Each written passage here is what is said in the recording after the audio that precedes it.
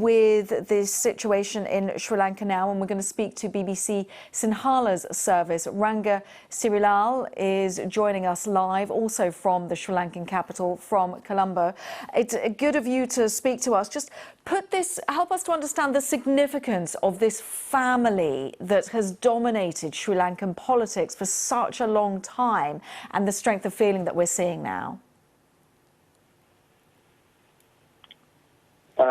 Yes, the burning of Prime Minister's house, what everybody is saying that he has accumulated a lot of literature in his house, and they have first set fire to his library. And also the Rajapaksa family, they have basically ruled the country, and people are angry about how the Rajapaksas have run the country and for the current status of the country. And we are getting these reports from Sri Lanka saying that the Speaker of the Parliament has announced that President Rajapaksa will step down on the 13th of July. This is something that the people have been calling on for a long time. The significance of these, please. Yes, this is what people have been asking for months now. The protest, the main protest has conducted for more than 90 days now, demanding for President's resignation. And today people have stormed into his residence demanding his resignation. Finally, he said that a few weeks back, he said that he will not resign until he's proven that he can overcome all these problems. But after a few weeks, now he's saying he will resign on 13th, and he needs 4 more days to reinstall the normalcy in the country for a smooth transition of the government.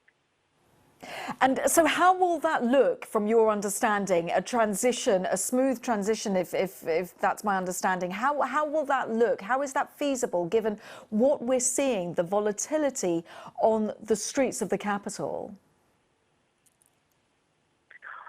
Yes, the protesters, we are yet to see how they will respond, because the news just broke out and it is still going through. But before that, all the political parties should get together and form an all-party government. The main hurdle was that President is yet to resign.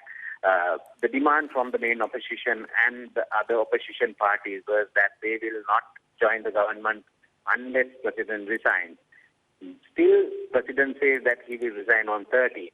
So we will have to see how the main opposition and other opposition parties are responding to President's pledge that he will resign on July 30th.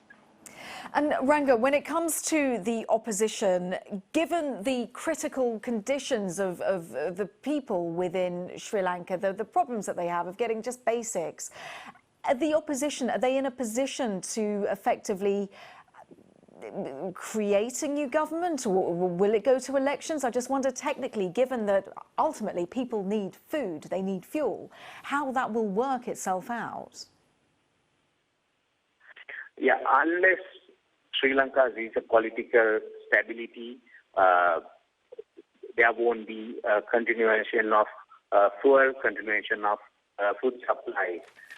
Sri Lanka is on a negotiation with IMF for an IMF bailout, and as part of that IMF process, Sri Lanka is also on a debt restructuring program.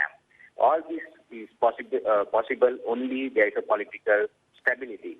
That is the main question, whether all political parties will agree to form a government before President resigns. And that resignation announced, we believe, the 13th of July, 4 days' time. Ranga Sirilal from BBC Sinhala's service, thank you very much for just helping us to understand the context of what is happening, those volatile pictures that we saw, but we do believe are slightly calming down a little bit, potentially because of that announcement that President Rajapaksa will step down on the 13th of July. So a lot of developments coming from Sri Lanka.